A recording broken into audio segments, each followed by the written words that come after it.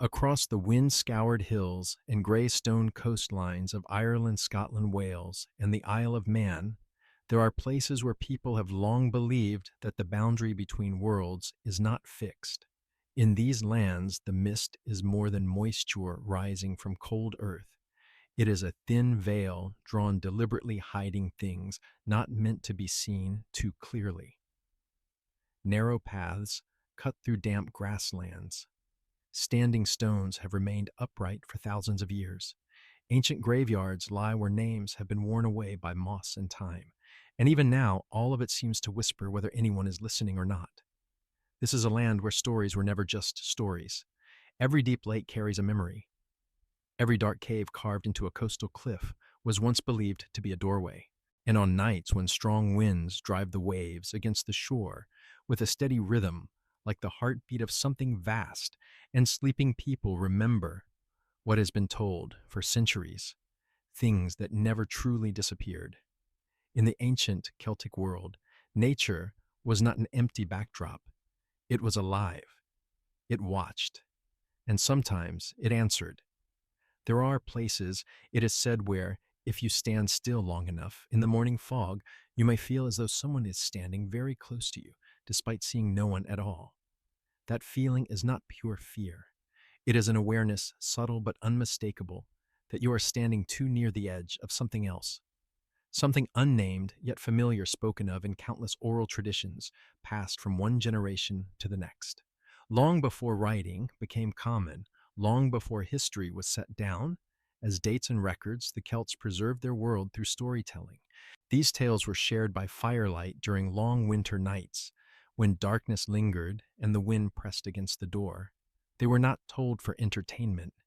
They were mental maps, ways of remembering where it was safe to go, where it was not, and what might happen if someone crossed an invisible line.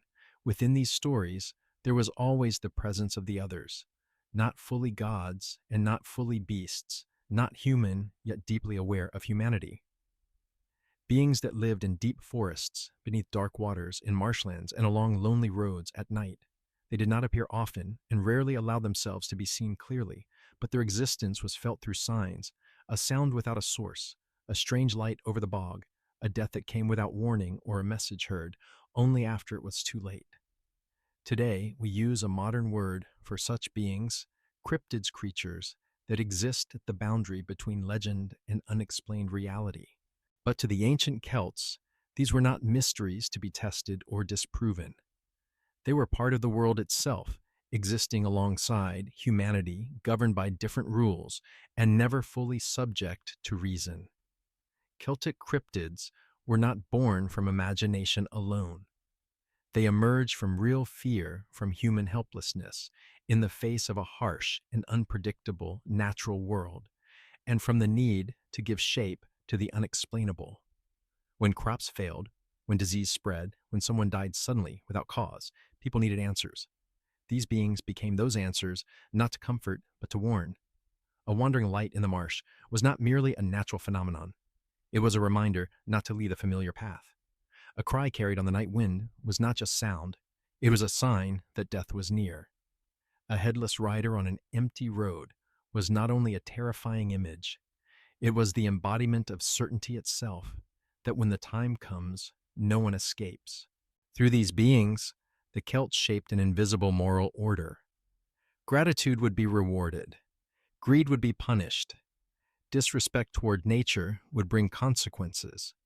And above all, there were limits human beings were not meant to cross, not because of social law, but because of a deeper order woven into the world itself.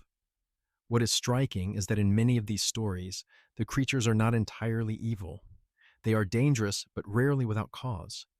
They are cruel, but often only in response to human action. This ambiguity, neither fully benevolent nor wholly malevolent, makes them more unsettling than any simple monster, because they reflect a difficult truth. Nature does not care about human morality, only about balance. When Christianity spread into the Celtic lands, the old gods did not vanish. They were diminished, distorted, transformed into fairies, monsters, wandering spirits. Beings once worshipped became beings to be avoided, but their memory was never erased.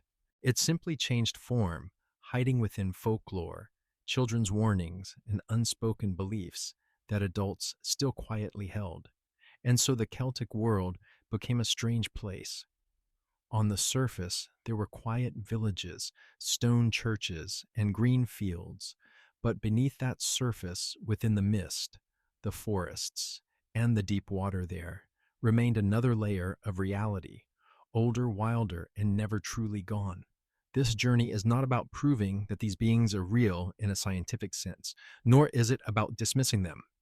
It is a return to the way people once understood the world, a world where everything had a spirit, where death was not an ending, and where darkness always carried meaning. Each story opens a door. Each creature embodies a fear, a lesson, or a piece of collective memory. And as we step through these doors, one by one, perhaps the most unsettling realization is not what waits in the darkness, but how close it has always been.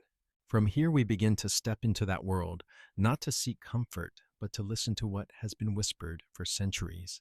If one sound were chosen to represent the unseen world of the Celts, it would not be the wind nor the crashing of waves. It would be a cry, not the cry of an infant, and not the mourning of the living. It is a sound that drifts through the night when everything else has fallen silent, a long fractured lament carrying a sorrow so deep it seems to belong not to one person, but to an entire bloodline, a family, a collective memory stretched across centuries. The Irish called it the cry of the Banshee. In remote rural places where houses stand far apart and darkness is not broken by modern lights, people still say that on certain nights the cry can be heard outside a window or across a distant field, or as if rising from the air itself. It does not approach in any ordinary way, nor does it fade and leave. It simply exists, announcing that something unavoidable has already been decided. The Banshee does not kill. She does not hunt. Her role is not that of a predator, but of a messenger. When her cry is heard, death has already chosen a house to visit. And what makes the Banshee terrifying is not her appearance, but the cold precision of her warning. In older tradition, the Banshee does not cry for everyone. She is bound only to ancient Irish families, lineages whose histories stretch back hundreds of years, names once spoken with both reverence and fear families, who were kings, chieftains, keepers of land and law. For these families, the presence of a Banshee was both an omen of loss and a mark of noble origin, because only bloodlines deeply rooted in the land and their ancestors were said to have a spirit from the other world assigned to carry such news. Seen this way, the Banshee is not a stranger. She is part of the family itself, a spirit who guards the boundary between life and death for that lineage.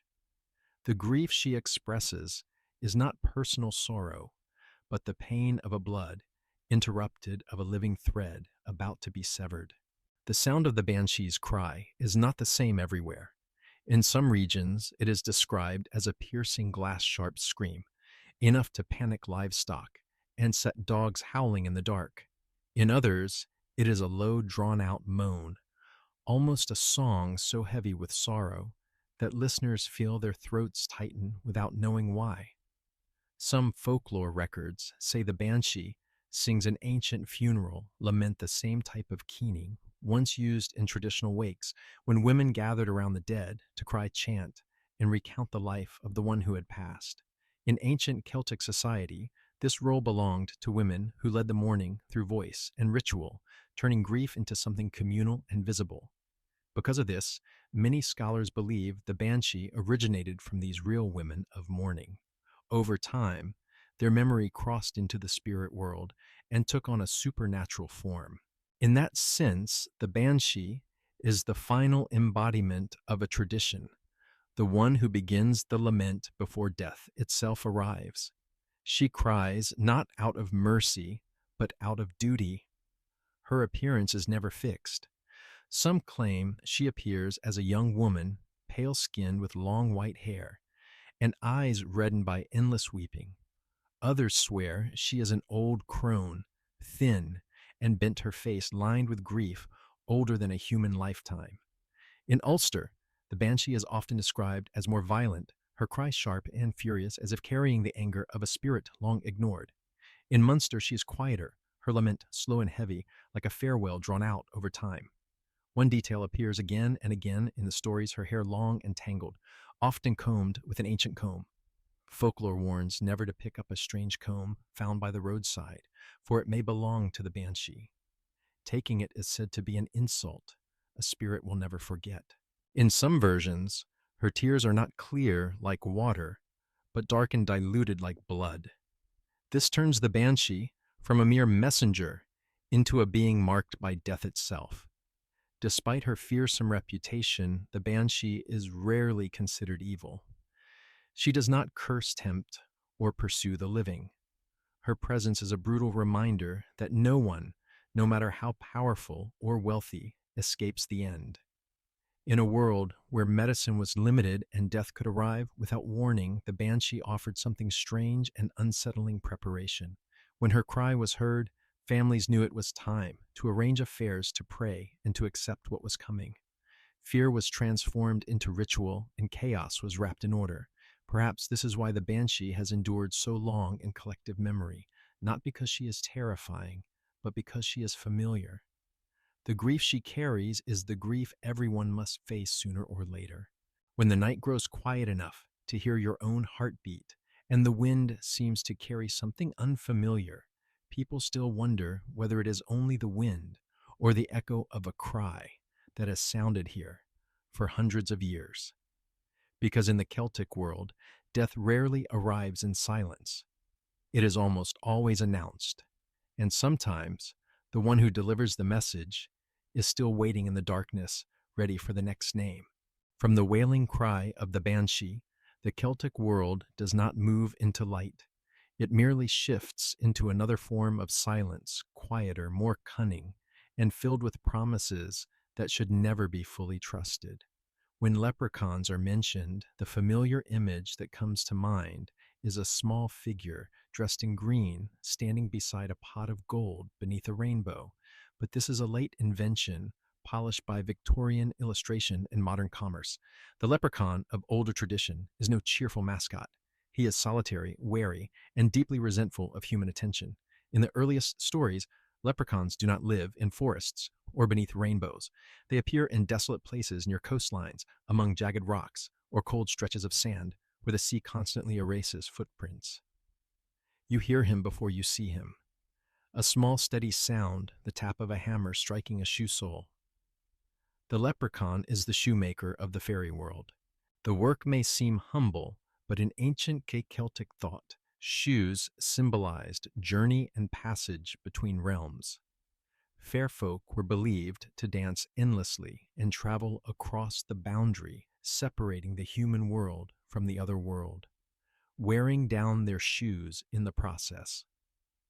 With his small but precise hands, the leprechaun keeps that wheel turning.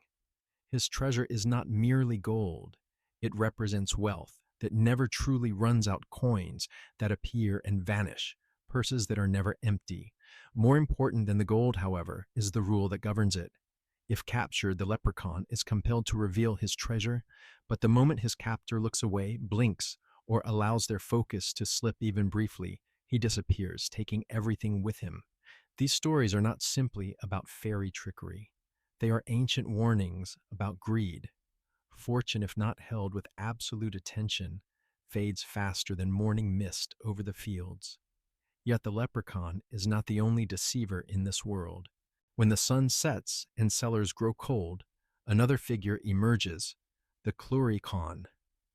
If the leprechaun embodies solitary labor and guarded wealth, the cluricaun is the other side of the same coin. He lives in the shadows of wine cellars, beer stores, and wealthy houses where drink is kept in excess. The cluricaun is loud, drunken, and entirely unreliable. In many traditions, he is considered the same being as the leprechaun, simply seen in a different state. By day, a quiet cobbler. By night, a wandering menace riding dogs, sheep, or any unfortunate animal that catches his eye. He drains cellars, dry spoils, barrels, and laughs, while the household sleeps, unaware their prosperity is being undone. What makes the cluricaun truly dangerous is not his mischief, but its selectiveness. Treated well, given a cup of drink or a bit of food, he may guard the cellar, keeping the wine from souring and thieves at bay. Insulted or ignored, he turns a home into a place of unrest and loss. Both leprechaun and cluricaun are bound to a deep Celtic belief that a house is never empty. Every home has its spirits, and prosperity or ruin depends not only on human effort, but on relationships with unseen cohabitants. There are folk stories told in hushed tones of people who left their homes at night to follow laughter drifting through the dark. They were last seen, strangely intoxicated, walking as if guided. By morning, they were gone. No bodies, no traces, only whispers that they had followed the cluricaun, wandering forever through endless cellars, where the drink never runs dry until the human world was forgotten. These stories were never formally recorded, yet they persist stubbornly in communal memory. They warn that not every invitation should be accepted, and not every pleasure is harmless. Intoxication in the Celtic world is not merely physical. It is the moment when humans are most likely to lose their bearings, to be drawn away from the order they know. Leprechaun and cluricaun are not monsters in the simple sense. They are distorted mirrors reflecting humanity itself. Diligence and waste, discipline and indulgence, accumulation and forgetting. They exist not to be defeated, but to remind that every fortune carries its cost. And in rural Ireland, when night falls and a faint tapping is heard somewhere far away, or when a barrel is found mysteriously empty, people still wonder whether it is coincidence or whether something unseen is listening, waiting for the smallest mistake, because in the shadows of drink and quiet laughter, the world of deceivers has never truly left humanity. It merely waits to be invited in. After the deceivers of night and strong drink, the Celtic world grows quiet, not because danger has vanished, but because it has sunk deeper into everyday life. There is no wail of death echoing across the hills, now no hoarse laughter spilling from the wine cellar. Only rural houses lying still beneath a gray sky hearth, fires fading as people drift into sleep. It is within this silence that other beings begin their work. In Scotland, they are called Brownies. In Ireland, they are known as the Grogosh. Different names, but nearly identical in nature, small rough spirits bound tightly to the home and to labor itself. They do not appear to demand anything, they do not seek attention, and they do not require thanks. Their presence is measured only by the work left behind. In the early morning, families might wake to find the floors swept clean, the hearth neatly arranged, butter already churned, grain stacked carefully in the barn. No one sees who did it, but everyone knows. The brownie was there. Brownies are often described as short and stocky, their bodies covered in coarse hair, wearing ragged scraps of brown cloth or sometimes nothing at all. They are neither charming nor terrifying. They resemble the land itself, rough, enduring, and silent. The Irish Grogosh shares this nature, but appears even more feral, its body covered in red or dark brown hair, always matted with mud and dead leaves, as if the earth itself has learned to walk. They work at night while humans sleep, not because they fear being seen, but because their labor does not belong to daylight. In Celtic thought, honest work is quiet. What is done out of duty does not require witnesses. The relationship between these spirits and humans is not built on contracts or wages. It rests on gratitude and humility. A household need only leave a bowl of milk or warm porridge by the hearth, not as payment, but as acknowledgement that another spirit shares the home. And it is here that the fragile boundary appears. Brownies and Grogosh are intensely sensitive to insult even when unintended. A careless remark, a curious stare, or worst of all, a gift of clothing. In countless folk tales, a well-meaning woman, moved by pity for the brownie's ragged appearance, sews a small coat and leaves it by the fire. By morning, the brownie is gone. There are no footsteps, no farewell. Only unfinished work, a colder house, and an emptiness that is hard to name. In some versions, the brownie speaks once before leaving his voice, more sorrowful than angry, saying, "A new coat now. I no longer belong here." To the Celts, this was not a story about ingratitude. It was a lesson about boundaries.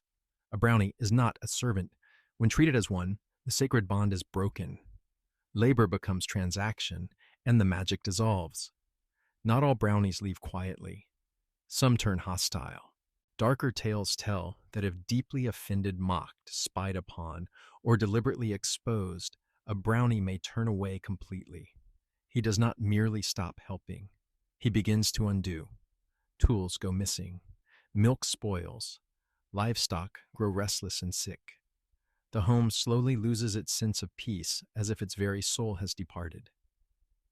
In Ireland, the Grogash is much the same, though harsher. Bound to farming, herding, and grain stores, he becomes a blessing when respected. When insulted, he vanishes, or worse, leaves behind a curse of barrenness and exhaustion with no clear cause. There are houses folk memory claims that were abandoned not because of poverty, but because the brownie left.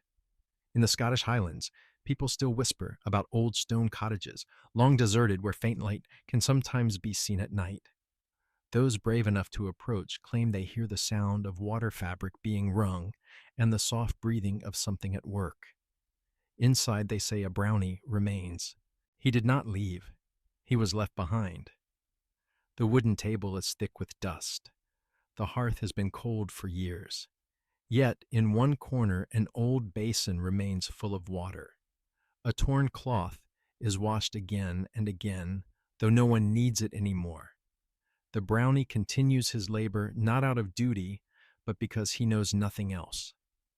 Work has become his nature. The Gothic weight of these stories lies not in sudden terror, but in repetition. Labor without purpose. Service without a recipient. A spirit trapped in habit, just as the house is trapped in the memory of those who once lived there. Brownies and Grogash do not bring death like the Banshee, nor temptation like the leprechaun or clurichaun. They represent a quieter fear, the fear of being forgotten, of being treated as a tool, of being replaced, and finally of being left behind within the cold walls of a life that has already passed. In the Celtic world, a house is not merely a shelter. It is a living thing, sustained by labor, respect, and memory. When those vanish, the spirits that once protected it fade as well, or remain like shadows, unable to move on. And so when a deserted house still makes sounds in the night, people do not call it haunted. They simply say softly that someone is still working long after there is no one left to serve. If the brownie is the shadow of silent labor and forgotten service, then the Dullahan is the absolute end of all earthly work. Where he appears, there is no more labor, no exchange, no hope or of repair. There is only one thing left, the ending. On moonless nights, along narrow country roads, cutting through fields and bare hills of Ireland, people once heard the sound of hooves moving far too fast, faster than any living creature should be able to run. There was no breath, no clatter of metal, only a heavy decisive rhythm, as if the ground itself could not slow what was coming. When the Dullahan appears, he does not need to be seen, to be recognized. He is a headless rider, astride a massive black horse, its muscles taut, its eyes burning red like embers. Yet it is not the horse that stays with those who hear him. It is the rider.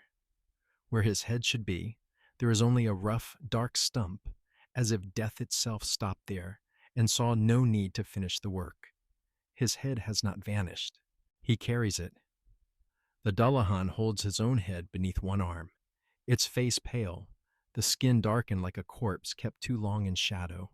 The eyes are small black and never still, scanning the night, seeing through stone walls, through wooden doors, through flesh. The mouth is stretched into an unnatural grin, teeth bared, as if frozen in the final instant of life. That head is not merely for seeing, it is for naming.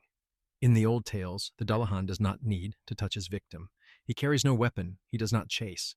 When he halts, his horse turns toward a house or a lonely road where someone walks and speaks the correct name. The outcome is already decided. There is no escape, no plea. Death arrives the moment the name is spoken, as if the soul itself has been pulled free by sound alone.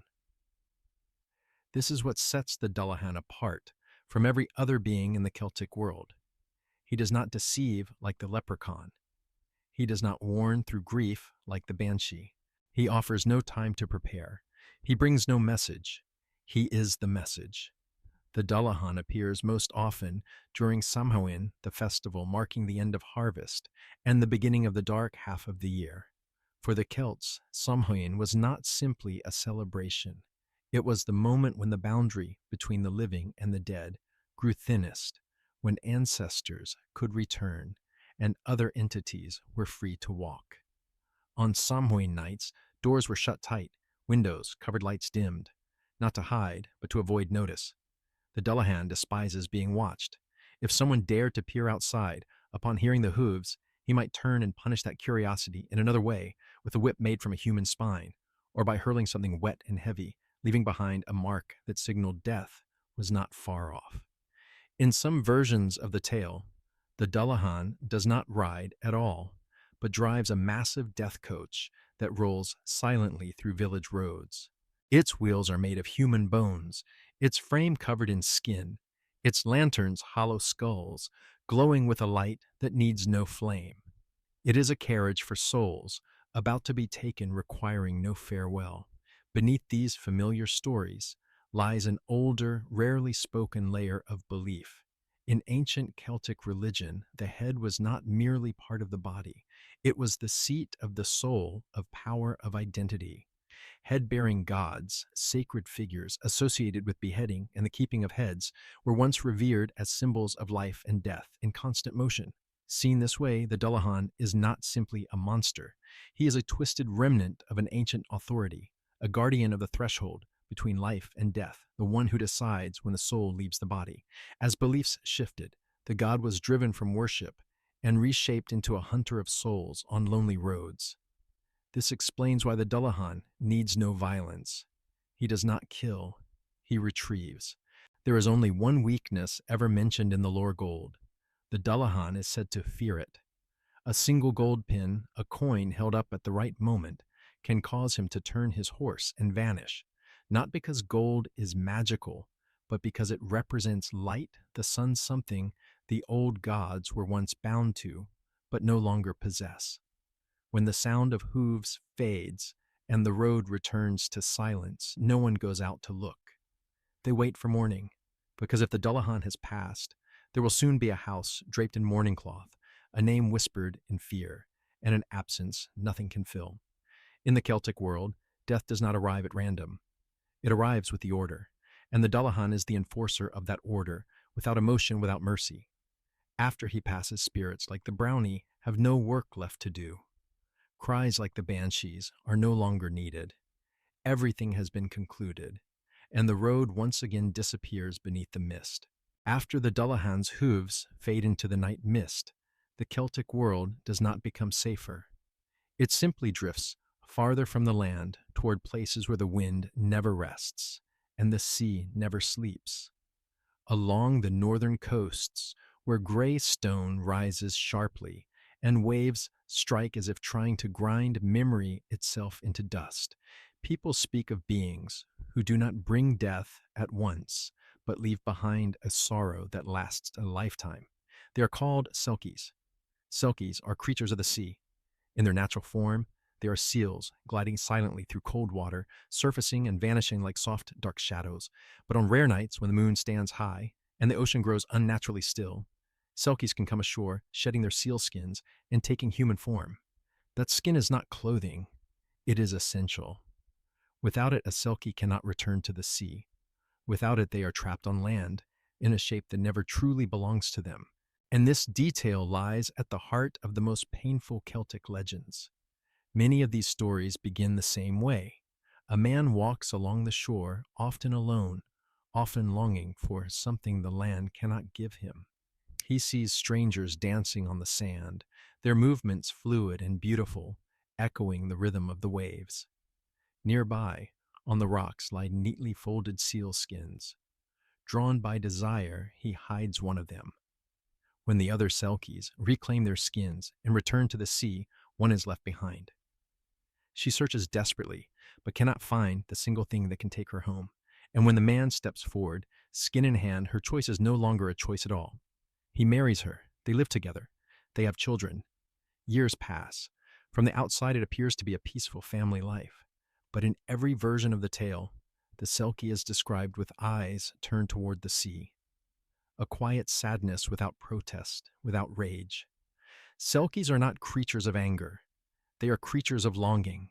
The sea calls to them every day, and they cannot answer. These stories are not romantic in a modern sense. They are not about love that conquers. They are about possession. The Selkie is not seduced. She is taken. And though she may learn to live on land, she never stops being a creature of water. Eventually, in most versions, the Selkie finds her skin again. Sometimes a child discovers it by accident. Sometimes the man grows careless. The moment she touches it, there is no hesitation, no long farewell, no bitterness, only one final look filled with love but unable to stay. She puts on the skin, she runs into the sea, and she is gone. These stories end in silence. The man remains on shore with an empty home and memories that cannot be held. The children grow up, knowing the call of the waves runs in their blood, yet never truly belonging to the sea. In this way, Selkies become symbols of stolen freedom, of a nature that cannot be owned, no matter how tightly it is bound by love, family, or time. In the Celtic world, there is no curse more powerful than forcing a being to live away from where it belongs. On the Orkney Islands, Selkie stories grow darker still. Here, Selkies are not only held for love, they are hunted. People believed Selkie skin or blood carried magic, granting the ability to breathe underwater or travel safely through dangerous seas. In centuries when the ocean was the only source of survival, that belief was enough to turn Selkies from mystery into prey. Oral traditions speak of hunters waiting for Selkies to come ashore, not to watch them, but to kill them, not from hatred, but necessity. Selkie skins were hidden, passed down through generations as charms, and with them came an unspoken curse. Every time the sea came to reclaim its debt, someone would not return. In Orkney, Selkies are not just victims. They are warnings. The sea gives, and the sea takes back. Every attempt to steal its power carries a consequence. Unlike the Dullahan, Selkies do not represent death. They represent prolonged lost lives that continue but are never whole, beauty held by mistake and always finding its way home. On calm nights when waves move softly and moonlight trembles on the water, people still say they can hear singing, not meant to call humans, but to call themselves. A sorrowful song drifting between wind and tide, carrying the memory of Selkies who once walked on land and paid the price for it. And at the place where the horizon dissolves into mist, the Celtic world offers its reminder. Once more, some things should not be kept, not because they are dangerous, but because they were never meant to belong to us. If the Selkies are the sea's long exhale, then the Nukaravie is its scream. Along the northern waters of Scotland, especially around Orkney and Shetland, where the ocean is not scenery, but a force that decides survival, people speak of a creature whose name is rarely said aloud, not because it is difficult to pronounce, but because to name it is believed to be a form of invitation. The Nukaravie is unlike any other being in the Celtic world. It carries none of the sorrow of the Selkie, none of the order of the Dullahan, none of the trickery of the leprechaun. It is pure brutality, a creature not meant to interact with humans, but to punish them. The Nukaravie is described as skinless, not flayed, but as though skin never existed for it at all. Dark red muscle lies exposed. Thick yellow veins pulse beneath the surface, blood vessels strained as if life itself is barely contained. In many accounts, it is a grotesque fusion of horse and man. A massive equine body from whose back rises a human torso, without legs, arms, unnaturally long knuckles dragging along the ground as it moves. The breath of the Nukaravie is said to carry disease. When it surfaces, the wind shifts, and an entire region can fall into calamity. Livestock die without explanation. Crops wither in the fields. Children fall ill suddenly and linger between recovery and death. These disasters are not seen as accidents, they are traces. In folk memory, the Nukaravia is not a wandering creature. It belongs to the sea, but unlike other spirits of water, it does not respect boundaries. When enraged, it charges onto land hooves, crushing grass and soil, its roar echoing through the fog and stone. No one pursues it. No one resists. People flee and pray it will return to the water before everything is ruined. There is only one thing said to halt the Nukaravi flowing fresh water. Small streams, rivulets running from hills to sea, are believed to form a line it will not cross. In a world where salt water is its domain, fresh water becomes a symbol of purification, of an order it cannot endure, not because it is weak, but because it does not belong there. This detail points to something older buried beneath later folklore. In deeper Celtic belief, the Nukaravia is thought to be the remnant of ancient sea gods, beings once revered when the ocean was understood as an uncontrollable divine force. When new orders arose and old gods were replaced or cast down, some did not disappear. They became distorted. The Nukaravia is one of them. No longer worshipped, no longer appeased. Its power did not fade, but fractured into blind fury. There is no justice in it, no discrimination, only violent response to intrusion. Some traditions claim that the burning of seaweed for fertilizer, a common island practice, provoked its wrath. Smoke rising from the shore signaled exploitation of the sea, and the Nukaravi answered with plague. Oral histories in Orkney speak of fishing villages that vanished. Not overnight. There were no great storms, no towering waves. Instead, year by year, more people died than were born. Fish stopped filling the nets. The land grew barren. Eventually, homes were abandoned, doors rotting, roofs collapsing beneath wind and rain. When asked what happened, the answers were vague yet identical. The Nukaravia passed through. No one claimed to have seen it. They only felt the change. The air grew heavier. The salt smell of the sea mixed with rot. Illness arrived quickly and lingered, and there was the sense that the land itself no longer wished for humans to remain. Unlike the Selkies, the Nukaravia inspires no pity. It was not imprisoned, not robbed. It is the resistance of a force that refuses domestication. In the Celtic worldview, not every spirit can coexist with humanity. Some exist only to remind us that nature, when violated, needs no moral reason to retaliate.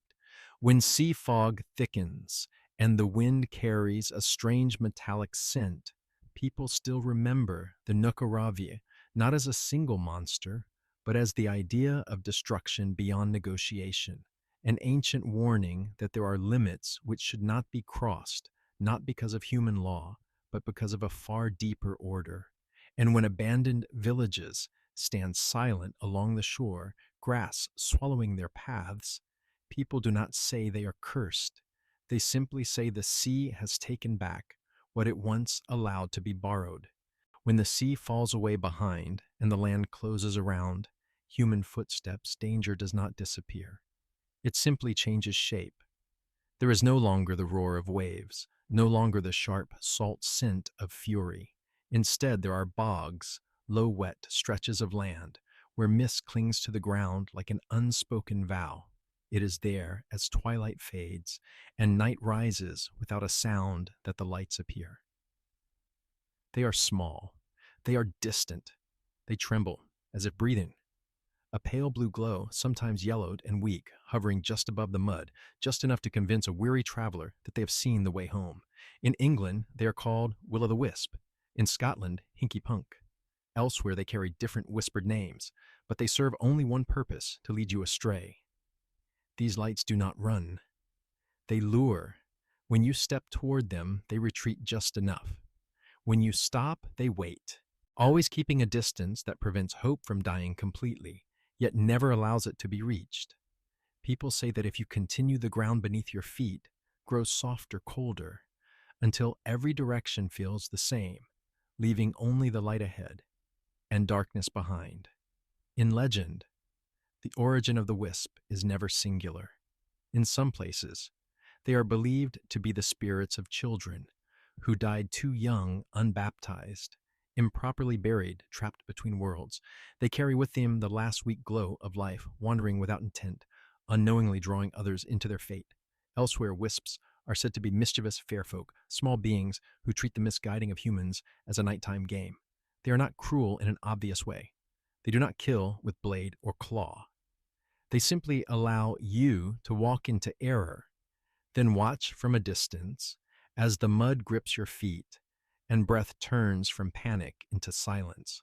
Whether spirit or fairy, the wisp is bound to a deeply human fear, the fear of losing one's way, not just losing a path in the dark, but losing direction in one's own choices.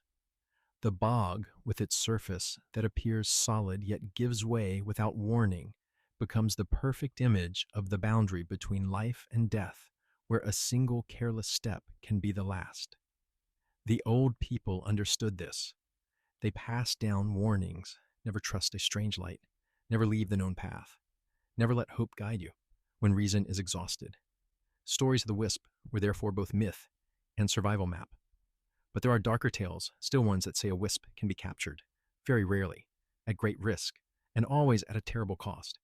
It is said that if you are quick enough and reckless enough, you can seize the light and trap it inside a sealed lantern. When imprisoned, the wisp does not go out.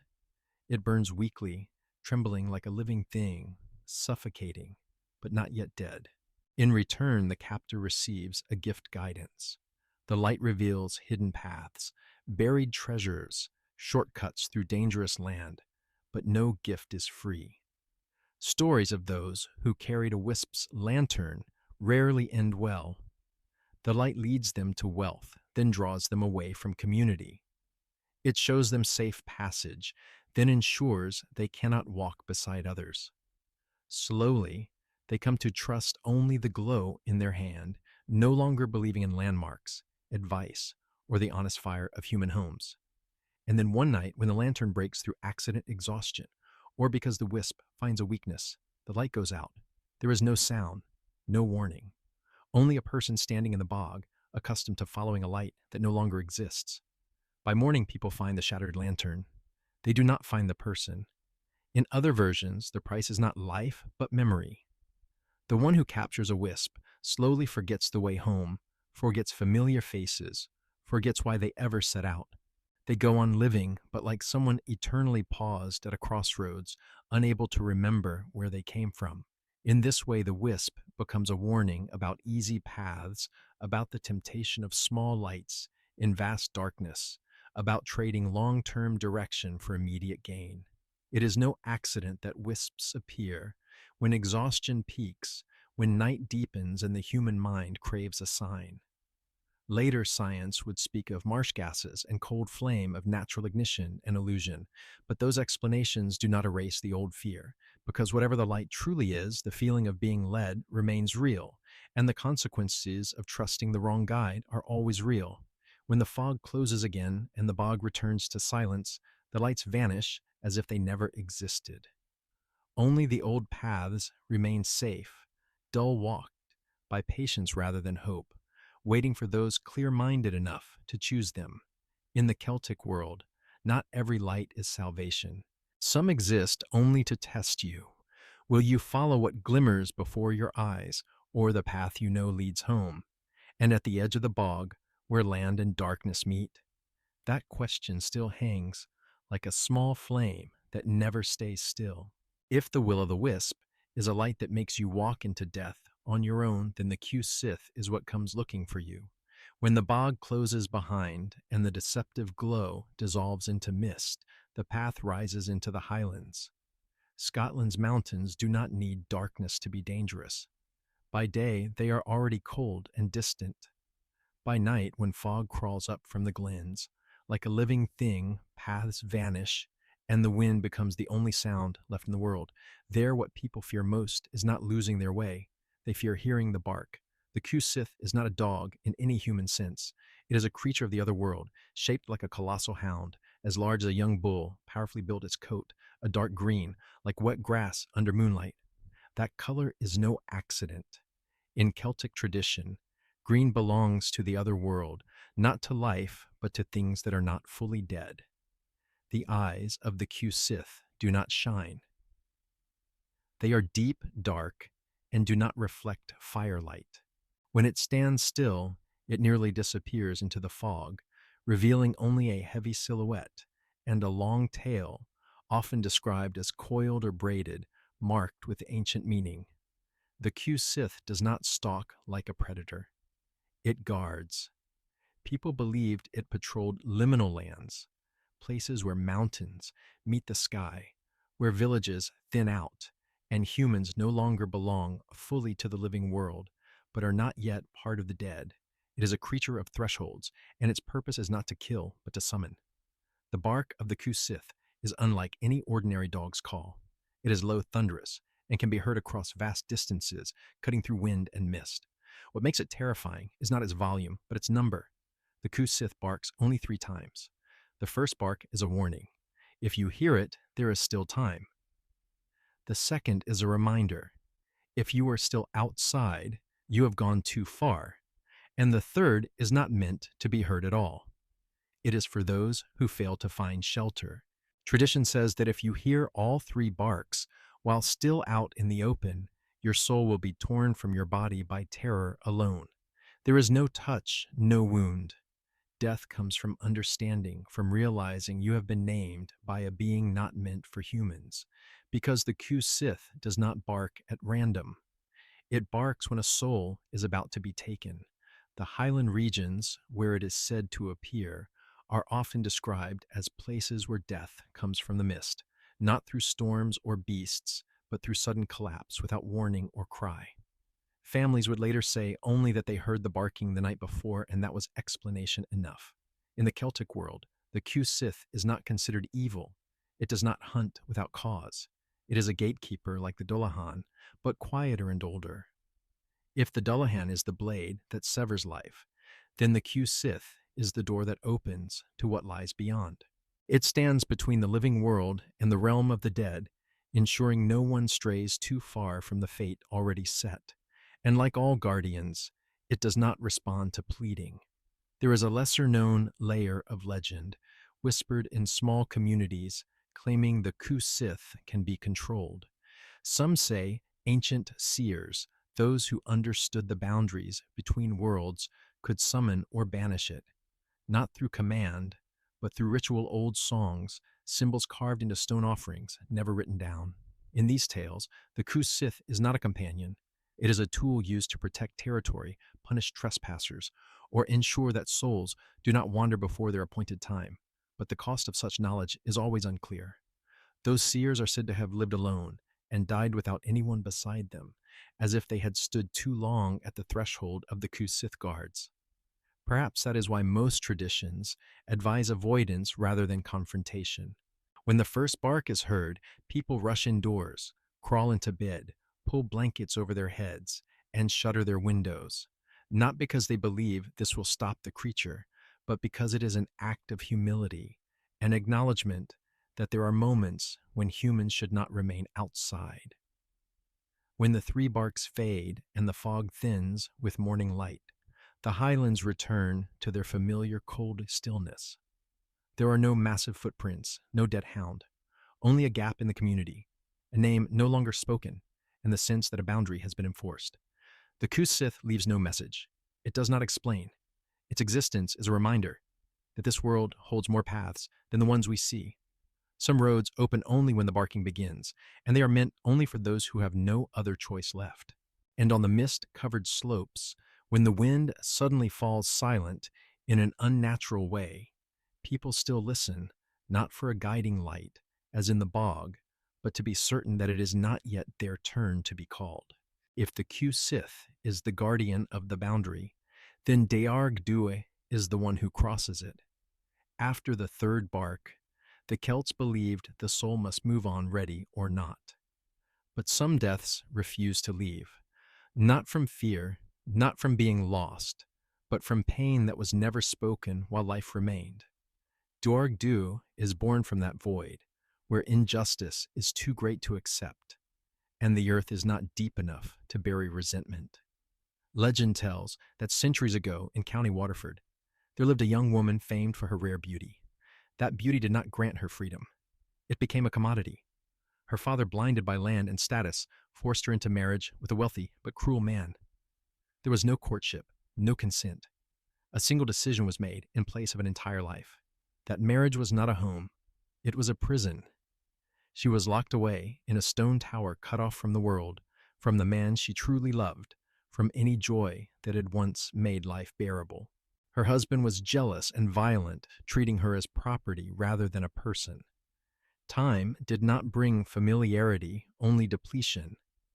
She refused food, refused life, and in the end, she died of her own despair. But that death did not close the story. 1 year after her burial, her grave was found disturbed, not by grave robbers, not by animals, but as if someone had climbed out. From that night on, men in the region began to vanish or were found drained without obvious wounds, their faces frozen in expressions of both ecstasy and terror. They named her Diargdu, the red blood drinker. Unlike the Eastern European vampires that would appear later, Diargdu does not return as a twisted monster. She returns with the very beauty that once cursed her, gentle, alluring, enough to make a man believe he has been chosen. And in that moment of trust, she reclaims what was taken from her control. Blood in this legend is not merely life, it is possession. Diargdu does not drink because she is hungry. She drinks as an inversion, taking back from men what they once took from her freedom choice and bodily autonomy. Diargdu becomes a symbol of imprisoned suffering of women forced to live according to another's will. In the Celtic world, where marriage and lineage carried life and death weight, her story survives as a whispered act of resistance, told not to encourage vengeance, but to acknowledge that some injustices are never corrected in time. Later scholars noted clear parallels between Diargdu and female vampire legends of Eastern Europe, beings who rise from the grave because of betrayed love, forced marriage, and unjust death, but where many of those stories strip their figures of humanity. Diargdu retains her tragedy. She is not portrayed as reveling in slaughter. She is the consequence. There is a lesser-known, darker version that speaks of the lover of Diargdu. According to this tale, before her forced marriage, she loved another man. When she died, he did not leave the land. He waited. He grieved. And when Diargdu returned, she did not kill him. She granted him immortality, but it was no gift. It was a prolonged curse. The man was condemned to live forever, to witness Diargdu hunt, to watch her rage remain unhealed. He could not die, could not leave, could not save her from her own hunger. In some tellings, he becomes her gravekeeper each year, placing stones atop her burial mound to keep her bound, a ritual meant both to restrain and to remember. Those stones were not only meant to weigh down a body. They symbolized a desperate attempt to keep the past from rising again, but in folk imagination, no stone is heavy enough to bury an unresolved wrong. Diargdu does not appear everywhere. She is tied to a specific place, a specific story, a specific wound. That is what sets her apart from wandering ghosts or indiscriminate predators. She is the collective memory given flesh, a reminder that what society forces into silence does not disappear. It merely waits for the moment to return. And so on quiet nights in Waterford, when the wind moves through old graveyards and a human shape seems to pass between headstones, people do not ask whether it is Diargdu. They ask whether another story has been forced into silence, because in the Celtic world, death is not always the end. Sometimes it is only the moment when pain finally finds a voice. If Diargdu is the pain of a single human crushed beneath social order, then the story of the Tuatha de Danann, Shan, and the Fomorians is the pain of the world itself, born before any order had ever truly settled. Long before villages existed, before roads carried the hooves of the Dullahan, before Selkies stepped onto shore, and Brownies worked beside hearth fires. Ireland was already a battleground for forces that did not belong to humankind. This was not a war over land, but over the right to shape reality itself. The Celts told that when the world was still young and the boundaries between realms were soft as morning mist, two powerful races rose against one another, the Tuatha De Danann and the Fomorians. The Tuatha De Danann, the people of the goddess. Danu were not gods in a distant, untouchable sense. They were embodiments of wisdom, craft, magic, and order. They came to Ireland from directions no one could later remember, bringing with them four great treasures: a spear that never missed its mark, a sword from which no one survived a strike, a cauldron that never ran empty, and a stone that cried out beneath the feet of the rightful king. They did not create the world. They understood it. Opposing them were the Fomorians, beings of the deep-sea fog and primordial darkness. They did not represent evil in a moral sense, but chaos before it was tamed. Their bodies were immense and misshapen, often bearing deformities, one-eyed, one-handed, half-human, and half-monster. They were remnants of an age when nature had not yet bowed to intellect. The Fomorians did not seek to rule through law. They sought to dominate. The conflict between the two was never a simple battle of good versus evil. It was a clash between ways of being. The Tuatha De Danann brought structure, but structure demanded sacrifice. The Fomorians embodied raw power, but that power showed no mercy and recognized no innocence. When the Tuatha De Danann arrived in Ireland, the Fomorians were already there. Storms, mist, disease, and the violence of the sea were all attributed to their influence. When the two forces collided, the land itself was said to tremble.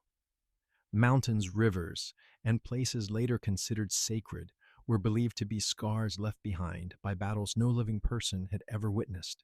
The conflict reached its height in a legendary confrontation, where a hero of the Tuatha, born of both bloodlines, faced the Fomorian leader, whose single eye carried annihilation. When that eye opened, entire armies fell. Yet it was precisely the union of wisdom and chaos within the hero that allowed him to prevail. That victory did not destroy the Fomorians. It only drove them back. And the Tuatha De Danann did not rule the world forever. When humans arrived and a new age began, the gods chose not to wage endless war. Instead, they withdrew into hills, caves, and hidden places where the otherworld overlaps with this one. They became the fair folk, the forgotten beings, living at the edges of human history. From that moment on, every creature you have heard of leprechauns, banshees, the Ku-Sith is understood as an echo of that ancient war. Not leftovers, but consequences. When the gods were no longer central, their power fractured into smaller localized spirits, each bound to a place of fear of memory. A later and rarely spoken tradition claims the blood of the Tuatha De Danann never vanished entirely. It mingled with humanity. And from time to time, centuries later, children were born bearing strange signs, the ability to sense where the veil between worlds thins to hear sounds no one else hears, or to feel drawn to ancient places without knowing why. These people were not celebrated. They were often seen as odd, isolated, pushed aside by a modern world that had no place for gods, yet did not fully understand the cost of forgetting them. In these stories, those who carry Tuatha blood are not heroes. They are in-between figures, like the ancient champion before them, holding wisdom and chaos at once, yet belonging fully to neither. The war between the Tuatha De Danann and the Fomorians never truly ended. It only changed form. Today, it is no longer fought with spears and spells, but through the way humans treat nature, memory, and what they cannot control. Intelligence presses against chaos. Order strains against instinct. Light attempts to illuminate, while darkness never entirely disappears. In Irish myth, the universe is not created once and left stable. It must be continually held in balance. And whenever that balance tilts, old stories rise again in new shapes, reminding us that the foundations of the world rest on conflicts that were never fully resolved. And so when someone stands on an ancient mound looking out over a fog-covered sea or a silent forest, they are not merely observing a landscape. They are standing on a battlefield of gods where light once fought darkness, and where that struggle in altered forms continues within every human choice. Some horrors do not walk on the earth, they fly. After the wars of the gods, when the Tuatha De Danann none withdrew into the hollow hills, and the Fomorians dissolved back into sea and shadow, the world did not become peaceful. What remained were things that belonged nowhere, not pure enough to cross into death, not alive enough to stay among the living. The Celts called them the Sluag. No one ever speaks of the Sluag as an individual. They exist only as a flock, a mass of rejected souls, denied by heaven, denied by the underworld, and sometimes denied by their own communities while they were still alive. At dusk, they do not appear clearly in the sky. They resemble a dark cloud moving against the wind, or a flock of birds flying too low, too silently, with too much intent. Those said to possess the second sight, the ability to glimpse the other world, describe the Sluag as having no fixed form. At times, they look like stretched human shadows, at times like twisted hybrid beings, and at times like a single chaotic movement where faces of pain surface briefly before vanishing again. The Sluag do not hunt in the way predators do. They seek souls that are already loosening their hold. In ancient belief, the ideal death was witnessed, mourned, named, and marked by ritual. To die alone, to die angry, to die without being acknowledged was dangerous. Souls like these were thought to draw the attention of the Sluag most strongly, and when the Sluag found them, they did not wait. People believed the Sluag could abduct the living, not with hands, but with wind. When someone was dying, especially at night, the western window was always shut tight. The Sluag were said to come from the west, where the sun dies each day, slipping through the smallest opening to snatch a soul before it could leave the body naturally. Some stories tell of the dying suddenly sitting upright, eyes wide open, mouth screaming without sound. By morning, they were still alive, but no longer themselves. Their gaze was hollow, their voice unfamiliar, and there was the unsettling sense that too many things were looking out from behind their eyes. The Sluag do not only want souls, they want numbers. In the Highlands, and especially on the Isle of Skye, a rarer and more disturbing variation of the legend exists. Here it is said the Sluag sometimes borrow bodies, not full possession like demonic lore, but temporary inhabitation of the living, often the lonely, the socially abandoned, or those broken by recent loss. Those who are borrowed do not collapse immediately. They continue to walk, speak, and exist, but they begin to avoid light fear being alone and spend long stretches standing motionless, staring up at the sky. When they die, often suddenly, the Sluag depart, carrying one more soul back into the flock. In Celtic thought, the Sluag are not monsters born of cruelty. They are the result of abandonment. These souls were not necessarily evil. They died unseen, unheard, unnamed. And that is what prevents them from resting. If the Banshee is the cry that comes before death, then the Sluag are the wind that follows after all crying has ended. They do not announce the death of one person. They signal a fracture in the moral fabric of a community. Whenever too many people die, without remembrance, too many souls pass. Without being called by name, the Sluag grows stronger. The sky feels heavier. The wind shifts without warning, and people begin to sense that the night is no longer empty. On certain nights, whispers are heard across rooftops. Not clear words, but overlapping sounds, incomplete voices, layered together. Elders say, this is the Sluag, flying low, searching for a weakness, searching for a soul, light enough to be taken.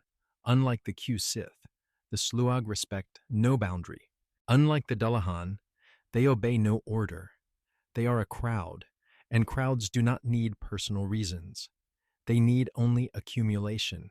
In some old rituals, people believed the Sluag could be driven away by speaking the names of the dead aloud, telling their stories, lighting fires, and letting the glow be seen from afar.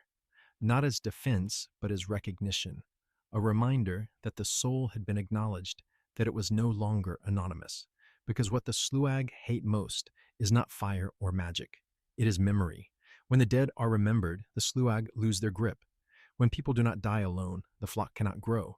And so in Celtic myth, fear of the sluag always carries a quiet moral reminder: do not let anyone vanish without leaving a trace. When the sky darkens unnaturally and the wind blows against the season, people do not ask whether it is a storm or an omen. They quietly close their windows, light a lamp, and speak the names of those who have passed, not to beg, but to keep them from joining the host of souls with nowhere left to belong. After the sky folds away the beating wings of the sluag, the land seems to exhale, but that quiet does not last. It sinks lower down to where light dissolves into cold water, where a still surface hides an ancient weight. Their stories do not fly and do not run. They wait. The people of Wales call that being the Affanch. Affanch has no single form. In some tellings, it resembles a crocodile, thick-scaled, its heavy snout caked with mud. In others, it is described as a colossal beaver, broad-bodied with teeth hard as whetstone. And in older legends, still the Affanch is not an animal at all, but a fallen water god, a being of living water as heavy as the deep lake it inhabits. The only constant is weight. Affanch does not rush. It pulls. It needs no claws or poisons. Its presence alone is enough to sour the water, to crumble the lake's edge inch by inch. Fishing nets tear without sound. Boats tilt and vanish. People disappear without leaving ripples behind. In folk memory, Affanch does not hunt from hunger. It tests. Those who approach the lake with deceit on their tongues, ambition hidden behind polite smiles, find the water rising higher than it should. Night falls. The wind dies, and a slow movement draws their feet away from shore. Affanch does not need to show itself. The lake does the work. Because of this, Affanch is seen as a guardian of the land, not through law, but through truth. Water in the Celtic world remembers everything. It holds broken oaths, fleeing footprints, and lies that were meant to sink unseen. Affanch is that memory when it becomes unforgiving. There are two ways to subdue Affanch in legend, and neither relies on brute force. The first is tied to the king of stories, the bearer of blade and title, but also of understanding boundaries. Affanch is drawn from the lake through cunning and cooperation, then taken to a place where water no longer belongs to it, not to kill, but to remove its element. Deprived of water, Affanch weakens a reminder that even ancient beings depend on natural order. The second path is quieter but far more perilous. In lesser-told versions, Affanch is not dragged away. It is lulled. A poet or a harpist stands by the shore as night settles, plucking notes so old that no one remembers their names. The sound does not summon. It remembers. It recalls a time before waters were divided by banks, when lake and river were one, when Affanch was still a god, and not yet reduced to punishment. The music does not soothe with sweetness. It soothes with truth. Each note forces Affanch to confront its own history, layer by layer, and when the song ends, the water grows so still that it no longer reflects the moon. Affanch sleeps, not because it is defeated, but because it has been set back into place. But sleep is not death. It is a lock. The communities living around the lake understand this. They avoid playing flutes late at night. They avoid repeating melodies of uncertain origin. They avoid lying near the water, not out of blind fear, but because they know some things are kept at rest through respect, not guards. There is a modern story told very softly of a man who returned to an old lake after many years. He carried a handwritten score found in his family's archives. Its notation faded, its rhythm unfamiliar. He did not believe in monsters. He believed in music. That night the water was so still it did not ripple. When the first notes sounded, the wind fell silent. Insects stopped moving. Midway through the piece, the lake's surface dipped inward as if listening. The music was not loud. It was precise, and precision was the most dangerous thing of all. When the final note faded, there was no crash, no dark shape rising. Only a circle of water opening and closing slow and heavy. By morning, the shoreline had collapsed further. Fish were gone. And from that day on, anyone who lied near the lake felt their throat burn dry, as if words were being pulled from their mouth before they could form. No one knows if Afansi fully awakened, but everyone understands that the lock has loosened. Afans is not an evil to be destroyed. It is a mechanism. When words lose their weight, when power hides truth, when water is treated as an obstacle rather than memory, Afans becomes necessary. It reminds us that land does not belong only to those who occupy it, but to the oaths spoken upon it. And so when night settles over a lake and an ancient melody suddenly appears in the mind, from nowhere, people set their instruments down, not out of fear, but because they understand that some songs are meant to be remembered, not played. Because beneath the still surface, Afans does not sleep deeply. It listens, and it remembers. After the still surface of Afans's lake, where memory is locked away by music, the path descends again into narrow, cold channels of water.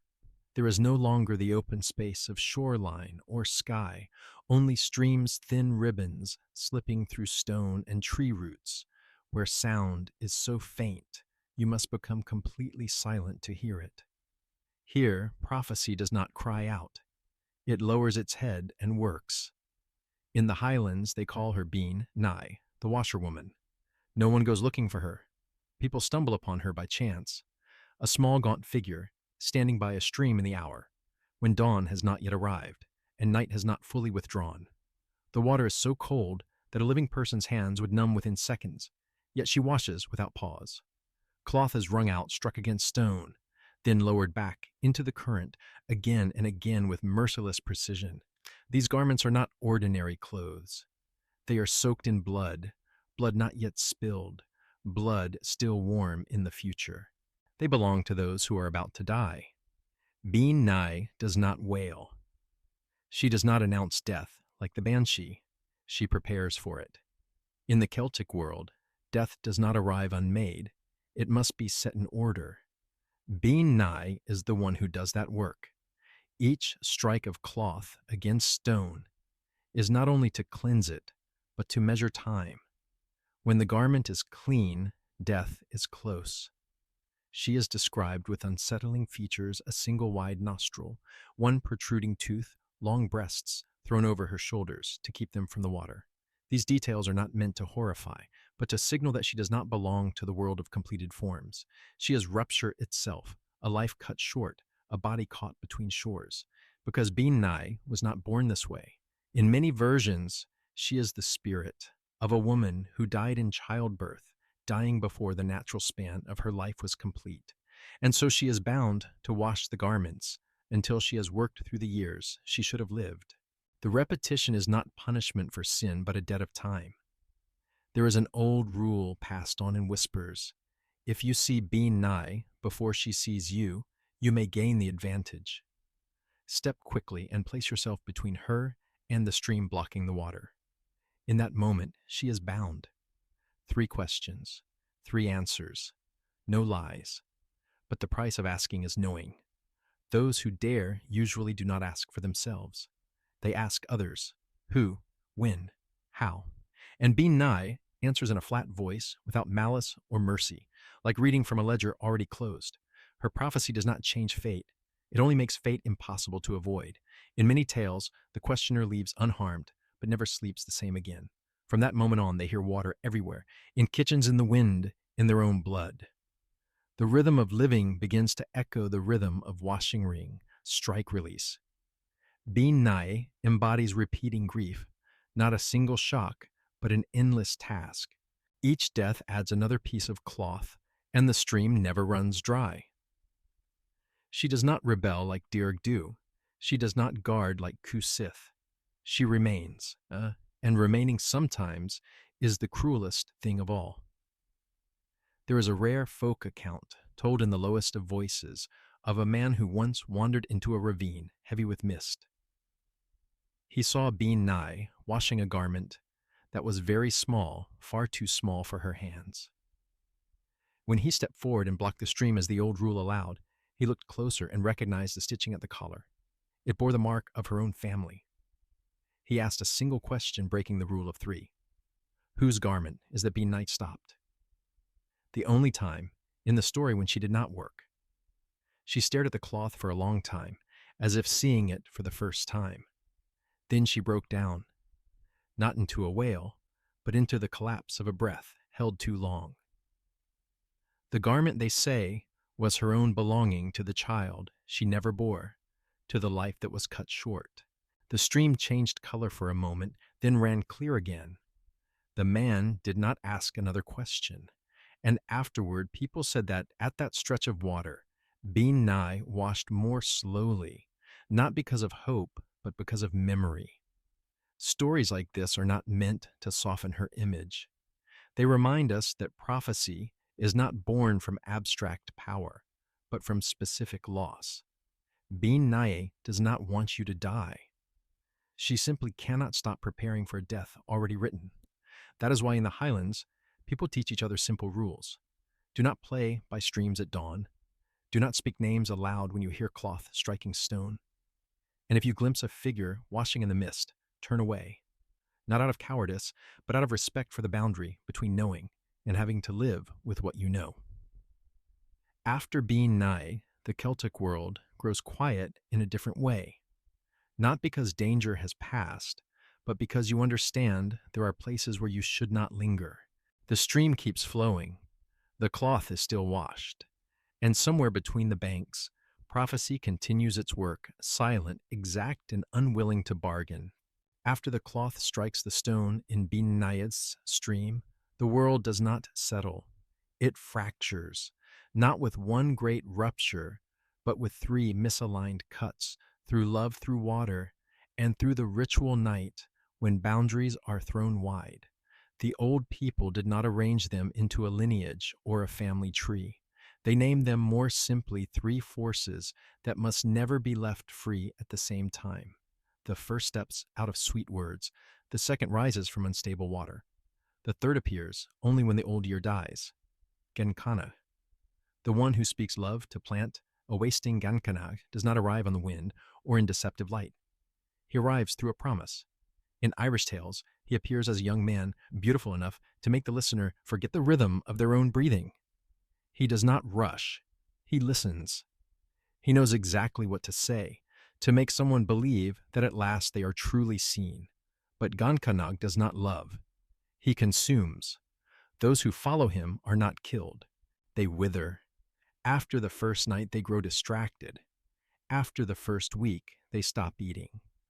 After the first month, they speak to no one except the memory of that voice. Folklore calls this the wasting sickness, a curse that leaves no physical mark, only a steady draining of the will to live. Gankanag vanishes the moment he is needed.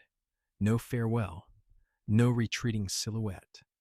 Only an absence where every other word suddenly feels dull.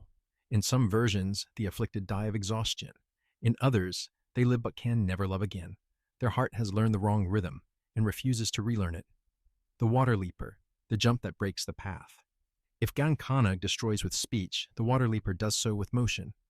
This creature appears most often in Welsh tradition, a massive legless frog with bat-like wings and a long tail, ending in a venomous barb.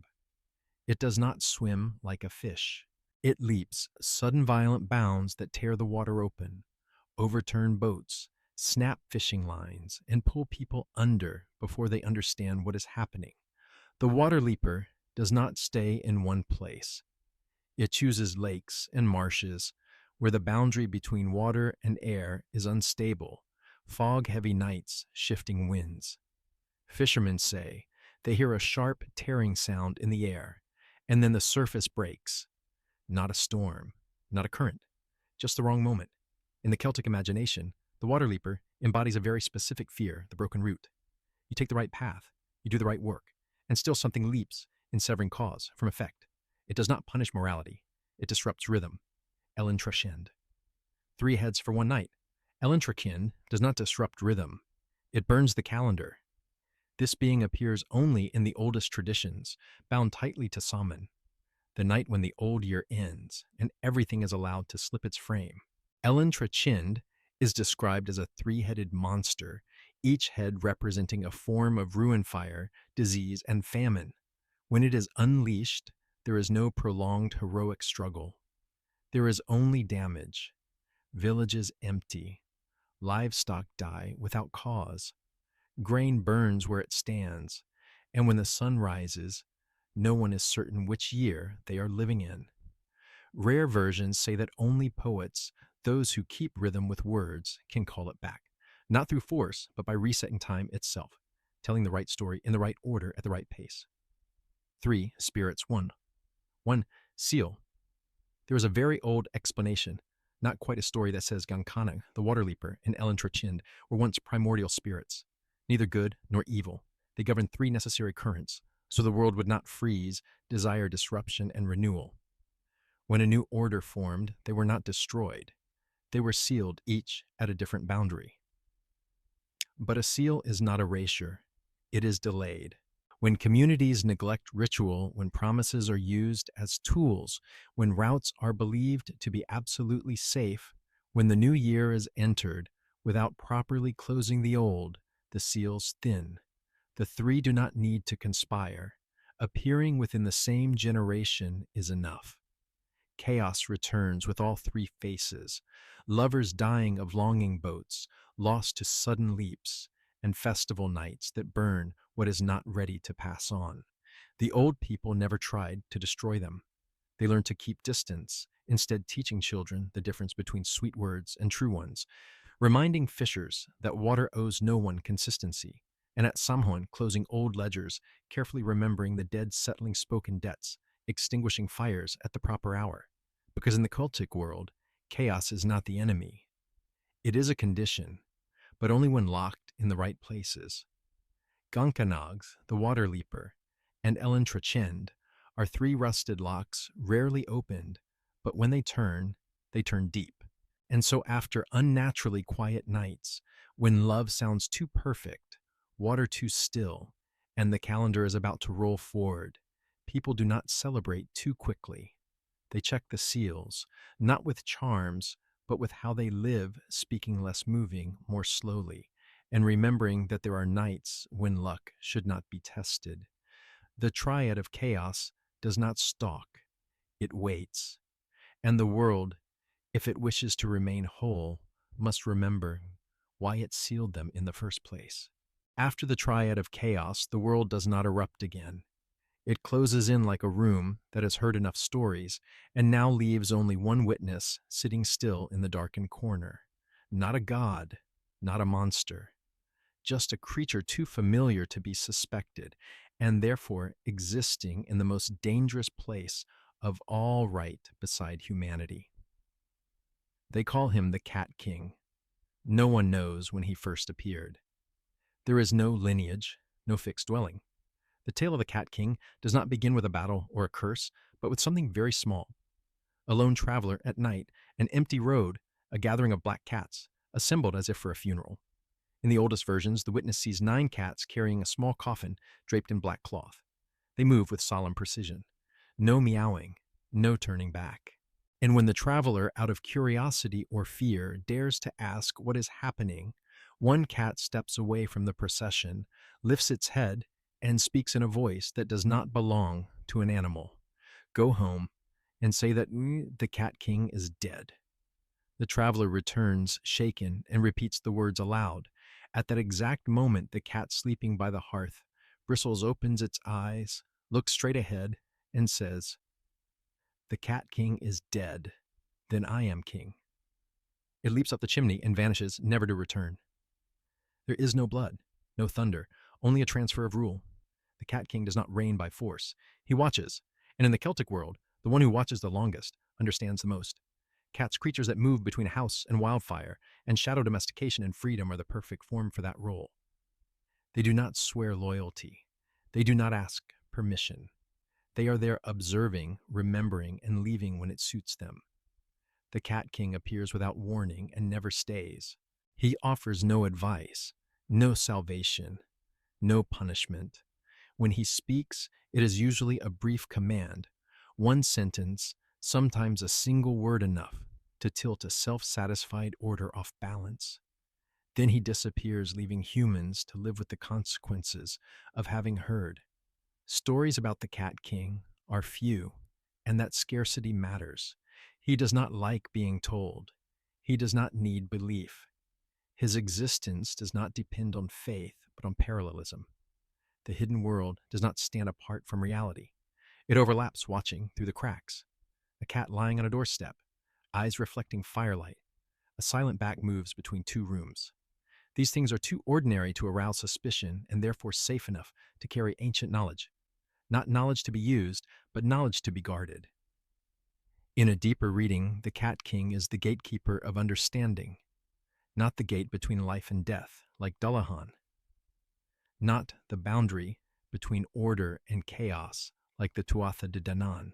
He guards the threshold between knowing and not needing to know, because not every answer should be opened, not every seal should be broken, and so the Cat King does not teach. He waits. He waits until a story has been told, too long a legend, repeated until it becomes habit, and people begin to believe they understand everything. Then he appears just long enough to remind them that another layer is watching. Those who have met the Cat King, if it can be called that, rarely describe the encounter in detail. They only say that afterward they become more careful, not afraid, but cautious with things that seem harmless. The light in the marsh words of love that sound too perfect, an old song rising at exactly the wrong moment, and they leave doors slightly open for cats to come and go, not out of superstition, but because they understand that some gatekeepers do not like being shut out. The Cat King is the final observer because he does not intervene unless necessary. When he speaks, it signals that one cycle has closed, an old order has died, and another no guarantee of improvement is being named. There is no coronation, no applause, just a subtle shift, and the world continues as if nothing happened. But something did. Something changed places. And so as this story reaches its end, there is no complete explanation, no master key, only a quiet suggestion that what you have just heard does not belong to the past. It runs alongside the present in the cracks of now, where a cat sits watching you read the final line. He says nothing. He does not need to, because if you have heard of the Cat King, you have stood close enough to the boundary to understand this.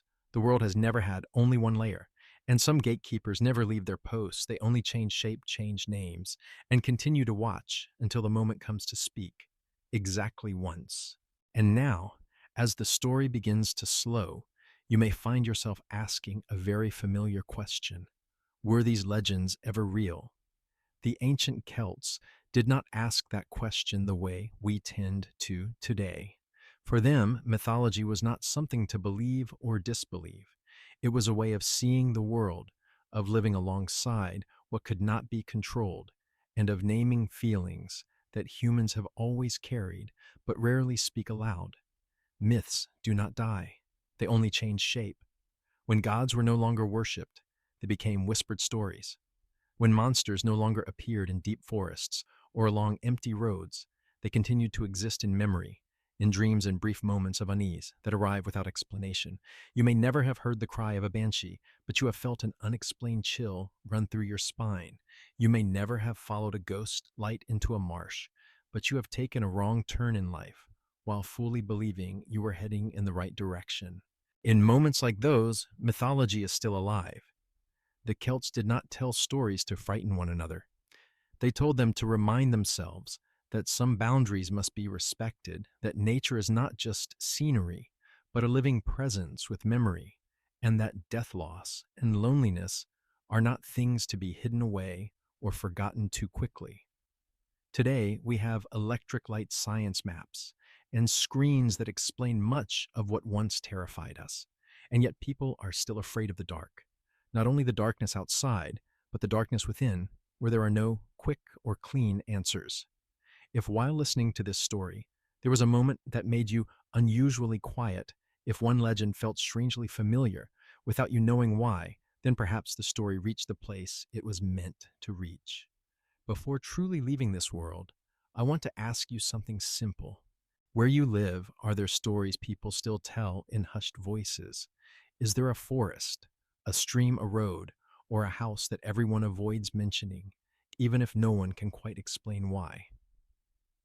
If so, you're welcome to share that story, not just for entertainment, but so those memories are not lost. Our story ends here, but the world it comes from has never truly disappeared. Thank you for staying until the final moments, and I'll see you again in other stories, where the darkness still has more it wants to say.